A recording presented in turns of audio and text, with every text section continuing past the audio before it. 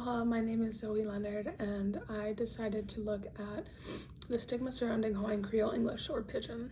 Hawaiian Creole English, more commonly known as Pidgin in Hawaii, is an informal language spoken by a large portion of Hawaii's population, particularly among working-class communities and Native Hawaiians. Despite its widespread use in daily life, Pidgin often carries a negative connotation, particularly in academic and professional settings. It is commonly viewed as uneducated or inferior when compared to standard English. This stigma negatively impacts speakers, often resulting in feelings of shame and self-doubt about their cultural identity, which I myself faced when I went away to my undergraduate institution. I wanted to take a look at the history of Hawaiian Pidgin and explore examples of the negative connotation that it sometimes attributes to Pidgin speakers. I studied linguistics in college, and I find language acquisition and reclamation very interesting and beautiful, and particularly in Hawaii, feel that Pidgin is a language deeply rooted in the rich blend of our cultural histories. This course focused on culture and education, and I firmly believe that language is the breath of a culture. When talking about representation and understanding in the classroom, I immediately think about how when I was younger, I was encouraged to talk proper English, but always found myself relating more to the teachers who would joke on the side and talk in Pidgin with us. I didn't realize it at the time, but after taking this course, I realized how that simple of a small connection of using a random Pidgin term here or there made me more engaged and excited about the classes that I was experiencing it in. The issue of the stigma around Pidgin matters because it reflects broader societal dynamics of language and power. In Hawaii, a state that prides itself on diversity and multiculturalism, the downplay of Pidgin excludes a significant portion of the population from fully participating in formal settings, academic settings, professional settings. Speakers of Pidgin, in my opinion, are fluent in standard English and Pidgin, yet the latter is marginalized as a legitimate form of communication. This can create a fractured identity for young people in Hawaii who may feel that they need to suppress their native linguistic heritage or the urge to want to speak Pidgin in favor of a language that has historically served to perpetuate colonial power structures. I believe that language allows us to connect to historical and social change that happened in our own people's histories, and I want to encourage others to explore the roots of their language, even if it's an informal one like Pidgin. So in my infographic, I kind of go through a brief history as well as have some examples at the end. I use the words Hawaiian Creole English, or HCE, and Pidgin interchangeably because in linguistics world, they would define the language as a Creole, but locals have coined the term Pidgin to describe it. The origins of Pidgin in Hawaii trace back to the 19th century, when English-speaking settlers, laborers from all over Asia, and Native Hawaiians created a Pidgin language as a means of communication. This language developed organically out of necessity, as it was a tool for people who did not have a common language to communicate in their day-to-day lives. Over time, however, the language became associated with lower social status and rural life.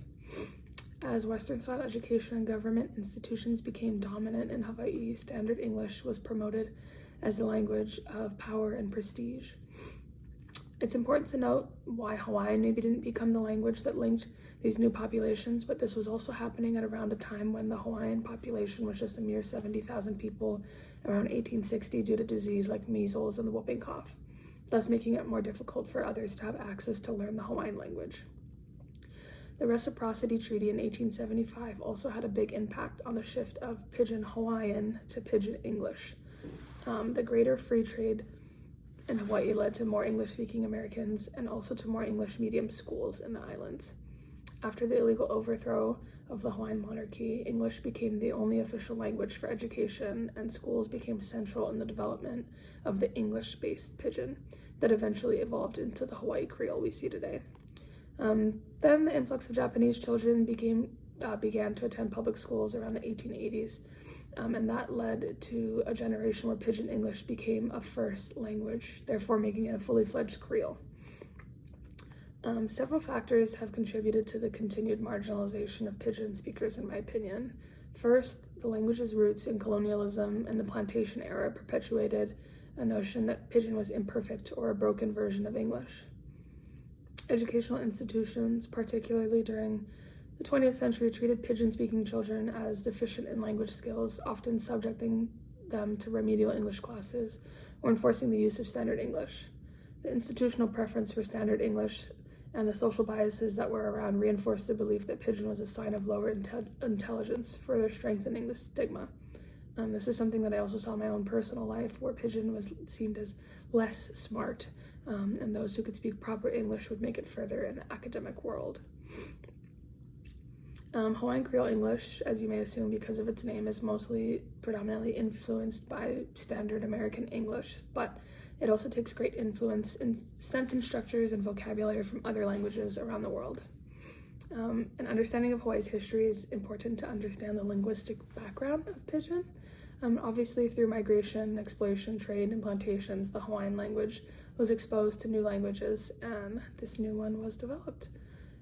By the end of the 19th century, Pidgin was firmly established thanks to over 40,000 plantation workers who came from all over the world, as highlighted on the map on the infographic, including people of Chinese and Portuguese descent, and eventually also Japanese, Puerto Rican, and Filipino as well. It's important to point out that Hawaiian was still spoken to some degree by the Chinese immigrants who first came to Hawaii starting around the 1850s. Many Chinese men married Hawaiian women, like my own great times 5 grandfather who immigrated here from China and married a Hawaiian woman and raised a bilingual family. I also want to highlight a case in the Hawaii Supreme Court in 1987 that featured 2 weathermen who sued the National Weather Service for discrimination and alleged that they were left out of a job opportunity due to their strong Hawaiian Pidgin accents. Title VII of the Civil Rights Act of 1964 states that discrimination cannot happen on the basis of race, among other things, which I learned broadly includes the denial of equal employment opportunities due to a person's cultural or linguistic characteristics of a national origin group.